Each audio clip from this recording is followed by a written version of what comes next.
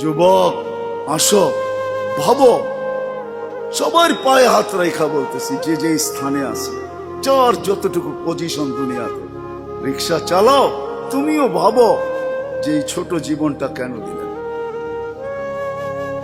বাবা উচিত কেন দিলেন? ওই জান্নাত পাওয়ার জন্য দিলেন।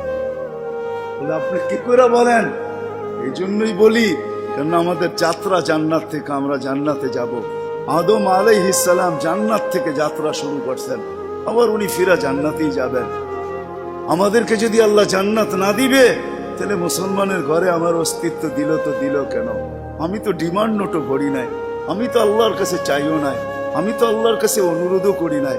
আল্লাহ সদ ইচ্ছায় আমাকে মুসলমানের ঘরে পাঠাইছেন। দুনিয়াতে পা রাখতে দেরি, আজান একামতের ধ্বনি আমার কানে আসতে দেরি হয় না। কিন্তু সব সত্য, কিন্তু এটাও সত্য, আমি সবকিছু পাওয়ার পরে হারায় গেলাম, আল্লাহকে ভুলে গেলাম। এই জন্যই কোরআন আমাদের কানে ধ্বনি দেয়, কুতিলাল ইনসানু মা আকফারা। ও মানুষ, তুই অকৃতজ্ঞ হইলি তো হইলি কি করে? উচিত তো ছিল ফল আসলে গাছ আরো ঝুঁকবে, ফল আসলে আরো ঝুঁকবে। উচিত তো ছিল শিক্ষিত মানুষগুলা শিক্ষিত হইয়া 24 ঘন্টা আল্লাহর কুদরতি পায়ে পড়া থাকবে।